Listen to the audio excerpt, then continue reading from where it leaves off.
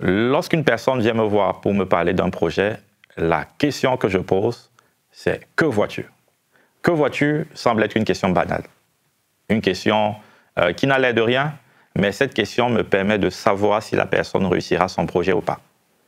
Dans cette vidéo, je vais t'expliquer pourquoi la question de la vision est capitale et elle est clé pour la réussite dans les affaires. Je te pose la question à toi. Que vois-tu? Que vois-tu concernant ce projet que tu as? Que vois-tu concernant ta vie financière? Que vois-tu concernant ton futur? Je t'invite à rester connecté jusqu'à la fin et assurément tu comprendras l'importance de la vision et tu seras complètement retourné dans ta façon de voir la vie et de voir les affaires. C'est parti.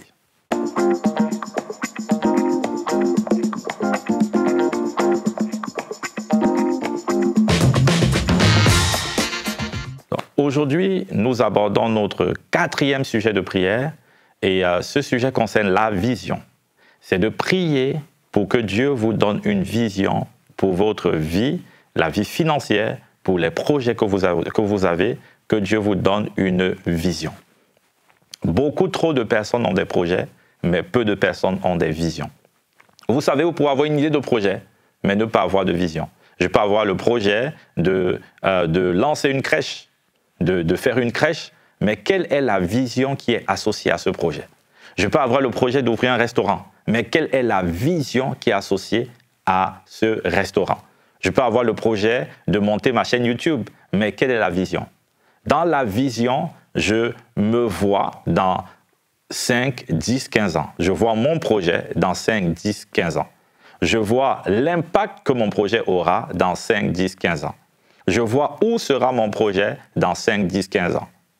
Quelle est la valeur que nous aurons apportée aux gens à travers le restaurant, à travers la crèche, à travers ma chaîne YouTube. Quelle valeur est-ce que je souhaite avoir? Quel impact est-ce que je souhaite avoir?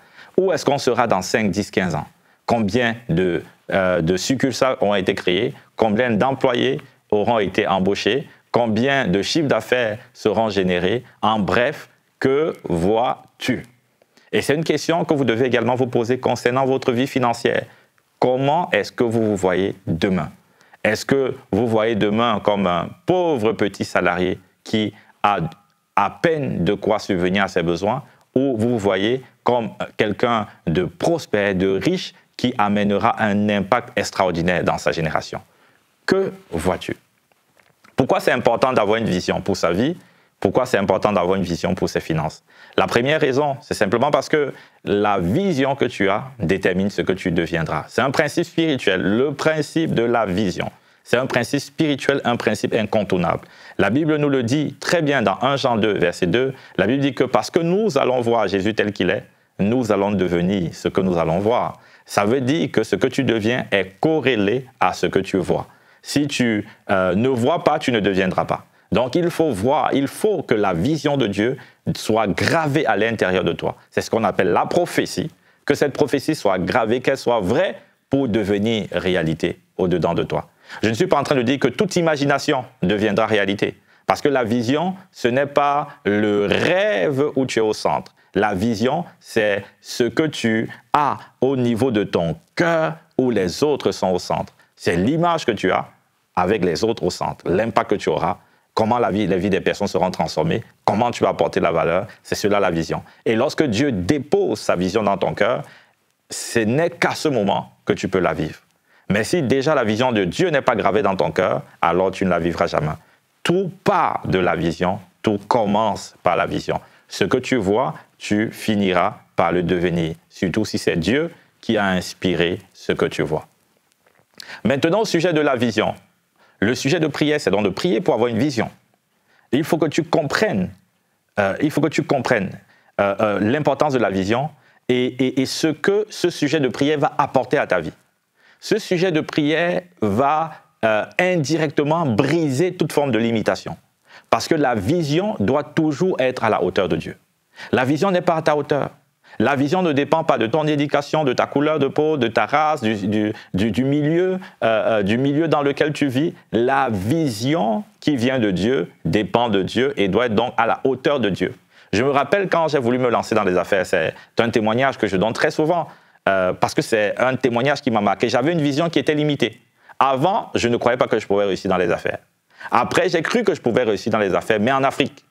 Pourquoi? Parce que pour moi, il y avait un plafond de verre qui existait en Europe.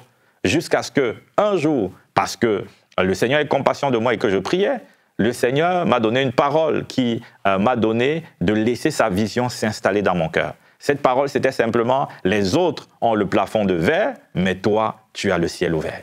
Et là, j'ai compris que j'avais un ciel ouvert, ça veut dire que je n'avais aucune limite.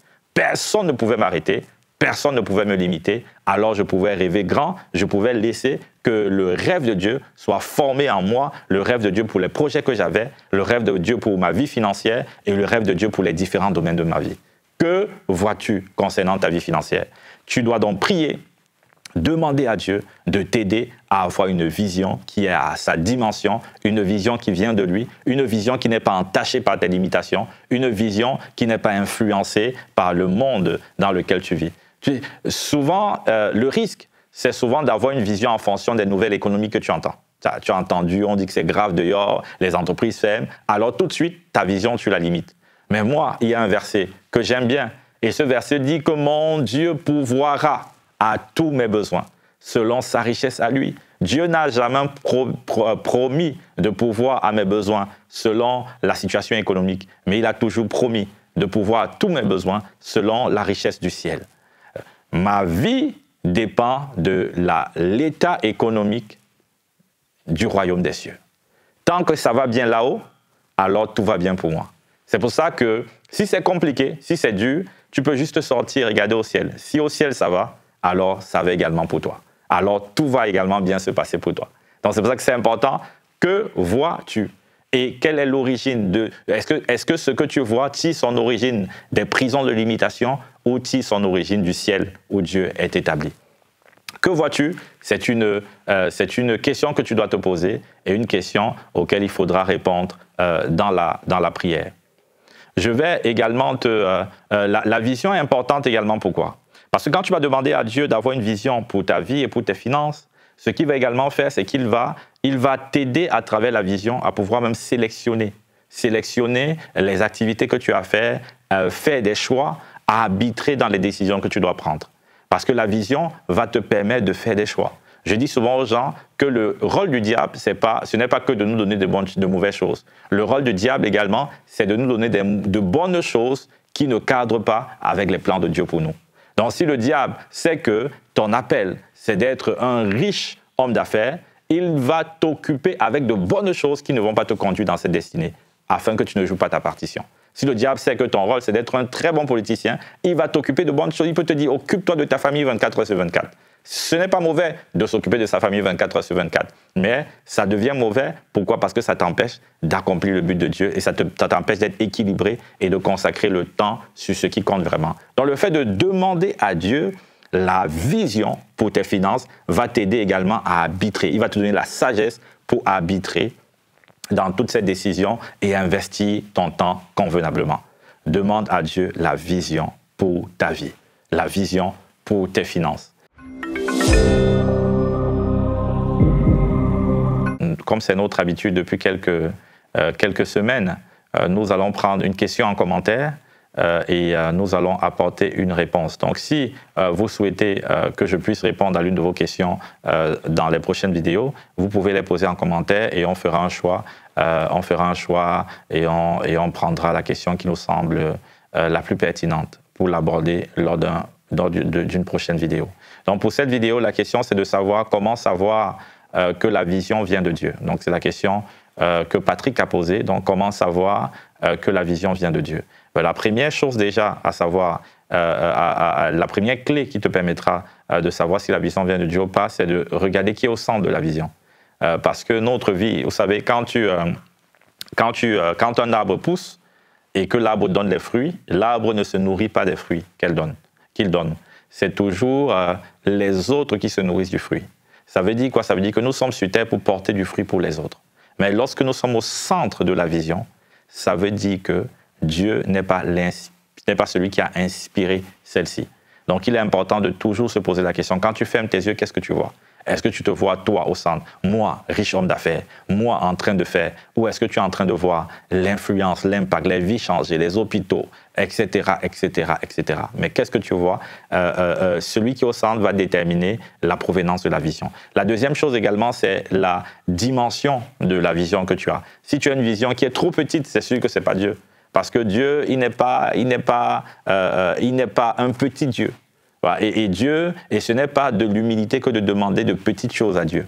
Souvent, on a l'impression que c'est humble que de demander de petites choses. Alors que le même Dieu te dit, demande-moi des nations pour héritage, et je te le donnerai. Donc, si tu demandes des nations, Dieu va te le donner. C'est à l'exemple du fils prodigue et son frère. Son frère était avec son père, et son frère, lui, il a dit, même tu ne m'as même pas donné même un chevaux pour me réjouir avec mes amis. Et son père a dit, mais tout ce que j'ai est à toi. Le fils, lui, il avait une vision qui n'était pas la vision du père. Sa vision se limitait à avoir juste un petit agneau, alors que le père savait que tout était à lui. Donc la vision de Dieu nous dépasse toujours. La vision de Dieu ne peut pas juste reposer sur nos compétences. La vision de Dieu s'appuie sur le facteur X qui est la présence de Dieu à nos côtés qui fait la différence. Et donc là, c'est une indication également si la vision vient de Dieu ou pas.